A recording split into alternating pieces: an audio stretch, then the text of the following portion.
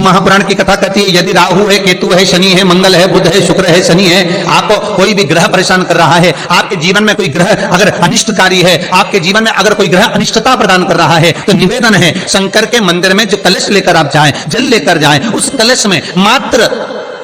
अक्षत के 2 दाने डालकर ले जाएं, मात्र 2 अक्षत के दाने। जैसे सूर्य नारायण को प्रसन्न करने के लिए अपन कुंकू डाल लेते हैं, हल्दी डाल लेते हैं जल में, या चने की दाल डाल लेते हैं जल के अंदर। सूर्य नारायण को प्रसन्न करने के लिए हमने चने की दाल डाली, कुंकू डाला, हल्दी डाली, और कभी कभी सूर्य नारायण भगवान से बहुत जरूरी काम है और वो कार्य हो ही नहीं रहा है,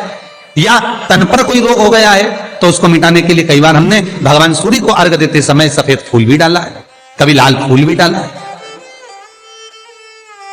उसी तरह भगवान शंकर से निवेदन करने के लिए, हमारी ग्रह दशा सुधारने के लिए जल के पात्र में 2 अक्षत के दाने, अक्षत भी पूर्ण अक्षत, पूर्ण अक्षत, खंडित नहीं, पूर्ण अक्षत भगवान शंकर को समर्पित कर।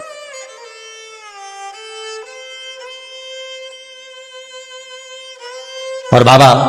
भोलेनाथ को जब हम जल समर्पित करें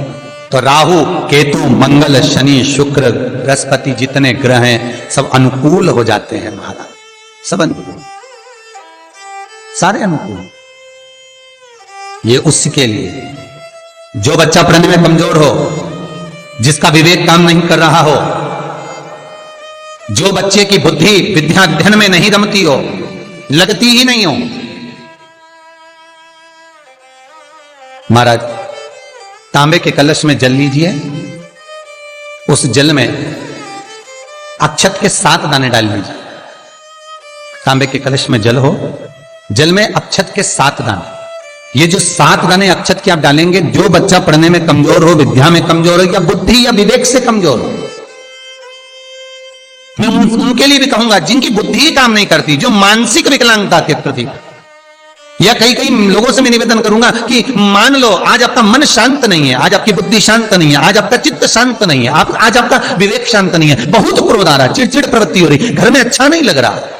परिवार में बात कर रहे हो और मन शांत नहीं है, मैं उनके लिए भी कहूंगा कि जो भगवान के मंदिर जाते हो और मंदिर में जाकर उनको चित्त ना लगता हो, भगवान के मंदिर में पहुंचकर उनको मूर्ति का दर्शन कर ठीक ना लगता हो, वहां पर भी उनको श्रेष्ठता नहीं लगती, उनके लिए भी कहूंगा चावल के 7 दाने जल के पात्र में डाल लीजिए, और मात्र 5 पुष्प सफेद जल के पात्र में डाल लीजिए। दुर्वा के 3 बट, एक लंबी सी,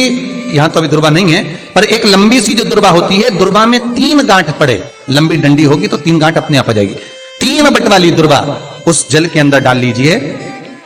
और शंकर के मंदिर में जाकर उस जल को समर्पित कर दीजिए। जल समर्पित करना है, ये वाला जो जल चढ़ाएंगे आप शंकर को, जैसे शिवलिंग सामने है और जल का पात्र अपने हाथ में है, तो उल्टा जल चढ़ाएंगे, ऐसे आपकी ओर मुख करा हुआ कलश भगवान शिवलिंग पर आप चढ़ाएंगे, उल्टा के बाद इस तरह से, ऐसे नहीं चढ़ाना है उसको, इस तरह से चढ़ाना अपनी। मात्र 15 से 20 मिनट में जिसकी चित्त वृत्ति रमती नहीं हो, शांत नहीं हो रही हो, बुद्धि चित्त ना लग रहा हो, 15 से 20 मिनट में अंतर आ जाएगा, आपका हृदय चित्त प्रसन्न होगा। और बच्चों से निवेदन है, विद्या में कमजोर है, जिनकी विवेकता विकलांगता की हो, बुद्धि काम ना कर रही हो, वो जल चढ़ाने के बाद कटोरी में वो जल झेल कर उस जल का पान करना प्रारंभ कर दीजिए महाराज। 5 दिन 7 दिन पियो, आपको खुद आराम लगना प्रारंभ होगा। भगवान शंकर पर रक्त चंदन चढ़ता है, भगवान शंकर पर पीला चंदन चढ़ता है, पर भगवान शंकर पर कंकु, फूंकू, रोली नहीं चढ़ता। क्यों? क्योंकि भगवान शंकर के चरण में जब चोट लगी, कुंदुक का प्रहार करते समय कुंदुक चरणों में जाकर गिरा, माता ने वर मांगा भोलेनाथ से, बाबा आपके तन पर जो आज ये रक्त देखा है कभी ना देखूं। शंकर भगवान ने वर दिया, आज के बाद मुझे रक्त ना चढ़े। इसलिए कुंकू, रोली, शंकर भगवान का शिवलिंग जहां रखा रहता है, जो गोल भाग होता है, माता पार्वती जी का हस्तकमल चरण होते हैं, इस भाग पर आप कितनी भी रोली चढ़ाओ चल जाएगा, पर शिवलिंग पर कंकु, रोली, कुंकू नहीं चढ़ाना। आसपास चढ़ाइए, चंदन चढ़ाओ, अबीर चढ़ाओ, गुलाल चढ़ाओ, जो चढ़ाना है शिव को समर्पित करो। भगवान शिव कुंद के ईश्वर हो गए। शास्त्र कहता है जिसको रोग सताए तो एक कलश जल में थोड़ा सा शहद उंगली में शहद लेकर ओम लिखकर कुंदकेश्वर भगवान का नाम लेकर किसी भी शंकर के मंदिर में जल समर्पित कर दे। थोड़ा सा जल किसी बेलपत्र के नीचे चढ़ा दे, उस जल को नैनों से लगाकर घर लेकर आए, थोड़ा सा घर में लाकर घर के दरवाजे पर उसको जल से बिंदी लगा दे या त्रिपुंड बना दे, उस घर से रोग बीमारी दूर हो जाती है। साहब कुंदकेश्वर का नाम लेकर। लोहे से ताकतवर, जम के बोलो, अग्नि, अग्नि से ताकतवर पानी, पानी से ताकतवर मनुष्य, और मनुष्य से ताकतवर बीमारी जो अच्छे अच्छे को निकल जाती है। कितने शूरमा, कितने शूरमा इस भूमि पर पैदा हो गए और मर मर के चले गए। कितने ही। मनुष्य से ज्यादा ताकतवर है बीमारी, और बीमारी से ज्यादा ताकतवर है मेरा महामृत्युंजय, मेरा देव आदिदेव महादेव, जो मृत्यु जय कहलाता है, जो मौत पर भी विजय प्राप्त कर लेता है और बीमारी को भी जीत लेता है। बीमारी महामृत्युंजय वो महादेव।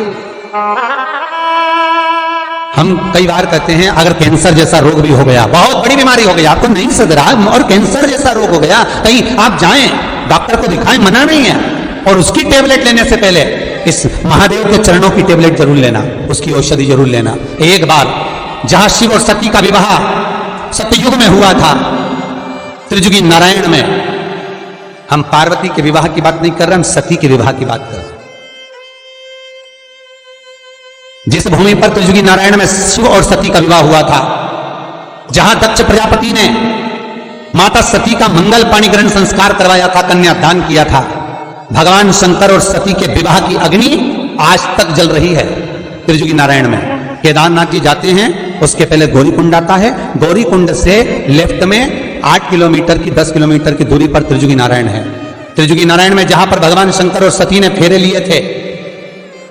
भगवान और शिव और सती के, जहां शंकर और सती की भावर डली थी, फेरे हुए थे, उनके फेरे लेते समय माता सती के चरणारविंद से, भगवान शंकर के चलने पर सती माता के चरणारविंद से कुंड उत्पन्न हो गए। उस कुंड का पानी बोतल में भरकर लेकर आ जाओ, और उन 7 कुंड हैं, 4 तो कुंड पास में हैं और 3 कुंड पीछे की ओर, 7 कुंड का जल लेकर आओ बोतल में भरकर, और जिसको कैंसर जैसी बीमारी है, सवेरे खाली पेट 1 ढक्कन 2 ढक्कन उसको पिलाना चालू करो, धीरे धीरे उसको आराम लगना चालू हो जाएगा, दवाई लगना प्रारंभ हो जाएगा। वो महामृत्युंजय कि अपने गमले की, अपने बगीचे की, अपने गमले की मिट्टी को निकालकर उसका शिवलिंग बनाकर पूजन करो, पर पूजन करो श्रावण। पार्थिव शिवलिंग का निर्माण हो, पार्थिव शिवलिंग का निर्माण करके उसकी अर्चना होना चाहिए। और ये जरूरी नहीं है कि शिवलिंग बहुत बड़ा बनाया जाए। आजकल के जमाने में तो एक फैशन का दौर भी चल रहा है कि कहीं भगवान शंकर का शिवलिंग बनाए तो बहुत बड़ा शिवलिंग बनाओ थाली के अंदर, फिर उसका अभिषेक पूजन करो। यहाँ शास्त्र वर्णन नहीं कर रहे हैं, यहाँ तो शास्त्र स्पष्ट कहता है, शिव महापुराण की विद्येश्वर संहिता कहती है कि आप चाहे पार्थिव शिवलिंग बनाए, आप चाहे मट्टी का आनंद भाव से शिवलिंग बनाए, आप चाहे तो घर में शिवलिंग रखें, आप चाहे तो शिवलिंग का स्मरण आप घर के अंदर लेकर आए, पर कोई भी मूर्ति यदि आपके घर में है तो वो अमुष्ट आकृति से बड़ी नहीं होना चाहिए, बस इतना बड़ा स्वरूप भगवान का होना चाहिए। और मूर्ति अंदर से पोली ना हो, अंदर से ठोस होना चाहिए। क्यों? क्योंकि जो मूर्ति अंदर से पोली होती है वो घर को पोला कर देती है, घर में लक्ष्मी टिकने नहीं देती। तो कई लोग पूछते हैं, गुरुजी अगर हम अंदर घर में हमारे मूर्ति है, पुरानी मूर्ति और पोली है, तो उसका क्या करेंगे? शिवा उसका करेंगे क्या? तो कुछ नहीं करना है, उसको कहीं रखकर नहीं आना है, उसको कहीं ठंडा करना नहीं है, उसमें केवल इतना करना कि मेन जो आता है, जो भगवान का श्रृंगार करते हैं तो उस पर जो चिपकाते हैं मेन, वो मेन उसमें आप डाल दीजिए, उसमें भर लीजिए और मूर्ति को ठोस कर। शिव महापुराण की कथा कहती है, यदि राहु है, केतु है, शनि है, मंगल है, बुध है, शुक्र है, शनि है, आपको कोई भी ग्रह परेशान कर रहा है, आपके जीवन में कोई ग्रह अगर अनिष्टकारी है, आपके जीवन में अगर कोई ग्रह अनिष्टता प्रदान कर रहा है, तो निवेदन है शंकर के मंदिर में जो कलश लेकर आप जाएं, जल लेकर जाएं, उस कलश में मात्र अक्षत के 2 दाने डालकर ले जाएं, मात्र 2 अक्षत के दाने। जैसे सूर्य नारायण को प्रसन्न करने के लिए अपन कुंकू डाल लेते हैं, हल्दी डाल लेते हैं जल में, या चने की दाल डाल लेते हैं जल के अंदर। सूर्य नारायण को प्रसन्न करने के लिए हमने चने की दाल डाली, कुंकू डाला, हल्दी डाली, और कभी कभी सूर्य नारायण भगवान से बहुत जरूरी काम है और वो कार्य हो ही नहीं रहा है, या तन पर कोई रोग हो गया है, तो उसको मिटाने के लिए कई बार हमने भगवान सूर्य को अर्घ देते समय सफेद फूल भी डाला है। कभी लाल फूल भी डाला। उसी तरह भगवान शंकर से निवेदन करने के लिए, हमारी ग्रह दशा सुधारने के लिए जल के पात्र में 2 अक्षत के दाने, अक्षत भी पूर्ण अक्षत, पूर्ण अक्षत, खंडित नहीं, पूर्ण अक्षत